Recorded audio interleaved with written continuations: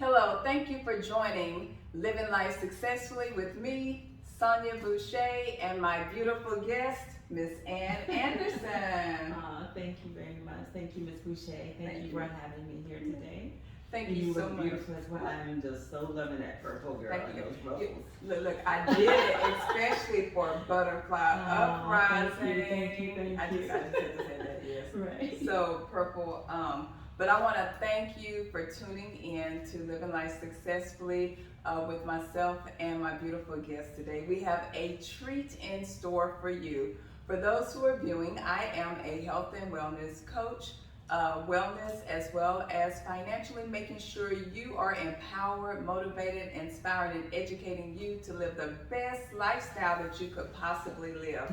And I'm so happy to have met this beautiful young lady, Miss Ann Anderson, who is not only a life coach, and she's going to tell you a little bit about herself, but also an author who has written a beautiful, beautiful book that we're going to talk a little bit about on this first show, because you're going to have to come back, because we're going to go and just have more conversations about it, because I believe it's truly inspired, and it is a true story, and it's going to help you in whatever walk that you are trying to get past, or whatever you're trying to do, and know that you too will be okay. So, Ann, tell us a little bit about yourself. I just told you just a little bit, but tell me a little bit about yourself. Well, every time someone asks me that, I'm like, okay. But basically, I come from a middle class background. I'm the oldest of 7 children. I have 4 brothers and 2 sisters. Okay. I'm a widow. I'm the mother of 1 son. He's 44 and his family lives in Chicago right now. I'm also a nana. So I have a little granddaughter, Miss Amina. She just turned 11. And I'm also a Christian, and I'm newly, resident of Dallas, Texas. Okay. I'm originally from Houston, Texas, but I was raised in Shreveport, Louisiana, where both my parents were from. Okay. Yes, but I'm enjoying being here and just enjoying writing, being an author, and just doing what I'm doing right now. Wonderful. Yes. Well, I love the cover, Butterfly Uprising, the butterfly, which has so much meaning to it. Yes. Tell us a little bit about how you were inspired to write this. I just want to share about the cover. Thank you so much. Well, one of the reasons I decided to write the book was because I've always been inspired by women, especially who have gone through different things, challenges in their life, and then to see them overcome them and have such great achievements. Okay. And then also, you can't do that though without reflecting on people who have also gone through a lot of things, challenges as well, however, find themselves stuck and not able to move forward, not able to achieve anything because they're stuck in what it is that they've gone through. And so I've always had a heart to want to do something about that. And for whatever reason, I just feel like it's my calling because naturally I've had people just come to me telling me their stories for years. And I always want, why? I couldn't figure out why I would meet these strangers. It could be anywhere, store, airport, in the park, just anywhere, just right? And they just start talking to me, just breaking down, crying, and telling me a lot of horrific things. And I started to question why they felt so comfortable coming to me, and a lot of times they would share with me that they never shared this with anyone else before, or that I was the only one that they ever told, about what happened to them. And it suddenly dawned on me after years and years and years of this happening, and then questioning God every once in a while, like why? That because maybe it was because of the things that I had gone through. Okay. Because up to that point I had not written a book. I had not really shared my story. Anything that's in the book, nobody knew, actually. In fact, I didn't know some of the things in here. But yes, we always wonder why we're going through things. And I know the word says over and over again that when we go through things, it's not just for ourselves, For somebody but else. it's for somebody else to help get them through, you know, that same experience.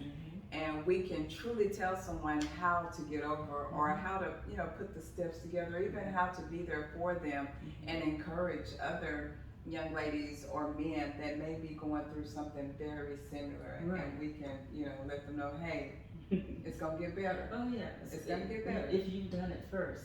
If you've done the work yourself. I find too in my own life that success, the missing piece is the growth, and a lot of people don't want to growth because they never require you to change. Yes. But if you don't change, then you won't grow, and vice versa.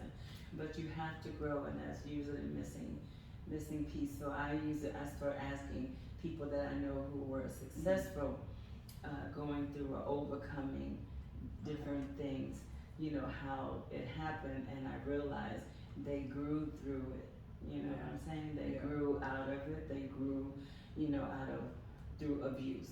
Right. You know, they learned what they needed to Your learn. phone has no signal, so I can't help you with that at the moment. They would, you know, so they would learn what they needed to learn, and then get educated, and then make the pertinent changes that they needed to make in order to move forward, to get unstuck, and to become, you know, great achievers, to become what they call them, world changers and things like that, right? And you know, in order to grow, you're talking about growth, and as I even look at the first chapter, and it's funny when I was reading this because we talk about growth. In order to grow, it requires transformation, really, or renewing our mind. Because you said some people don't want to do the work. Right. And in order to do the work, it requires us to renew our mindset. We can't keep doing the same thing as we've been doing, and we're going to actually get the same results. You will. And so you have to figure out, you know, what do I need to do? What steps do I need to take? And so that's why I love, you know, you being a life coach, being coaches. It's not that people don't know what to do, but sometimes, you know, they need somebody to be accountable to, and to show them sometimes how to, you know, start with point A, just kind of guides them Step by through. step. Yeah. And people need that. They need that, and I've found over the years during my coaching, working with people, that the main thing, the hardest thing, is the forgiveness part. Yeah. And that's a big piece, you know, because they feel like a lot of times when you say that they need to forgive the perpetrators or whoever it was who harmed them in whatever way, you know, that they feel like you're saying that you need to, that they didn't really do anything to you, like nothing really happened to you, or, you know, it's like some kind of way, if you forgive them, you're taking away what you went through, but that's not the case. You're not saying that, you know, that they didn't actually hurt you or do something to you. What you're saying is that, you know, you're just gonna put yourself in their place because you're a person, they're a person. God loves all of his children, you know. And what helped me is I realized that I wasn't perfect, even though I never did to anyone what was done to me. None of those things.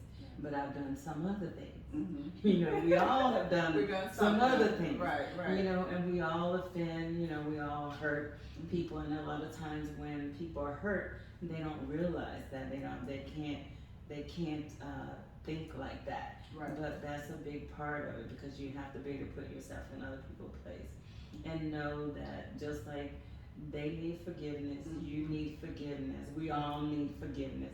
And when you actually forgive those people, the perpetrator, whoever it is, that you feel offended, you actually free yourself to live and grow and change and become the best version of yourself.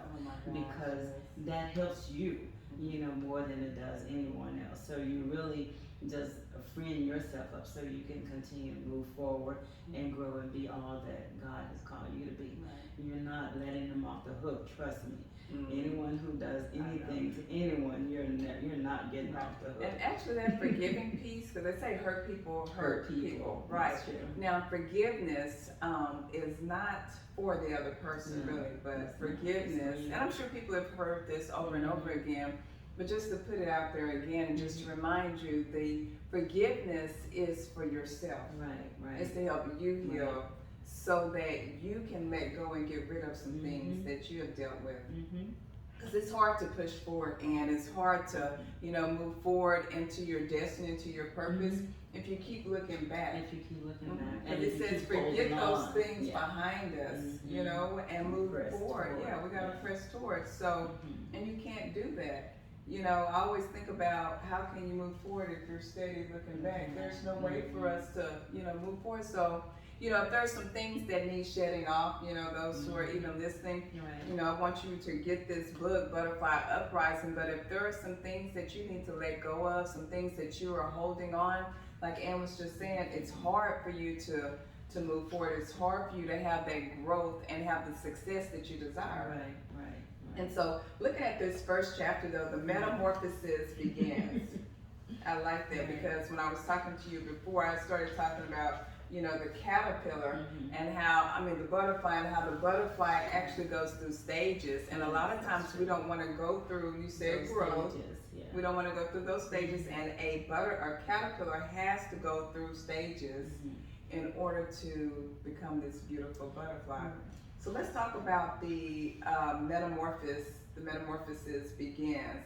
And I just want to read just a little bit right here. It says, I'll never forget the day my mother was driving and Jesse, my stepfather, was screaming and yelling at her about her bad driving. As we hear about that a lot of times. All of us kids were in the back seat of the station wagon, scared for our lives. And then it says, what are you doing? Jesse was frantic, it says, riding in the passenger seat. And Sally Mae, my mother, accidentally hit the curb on the previous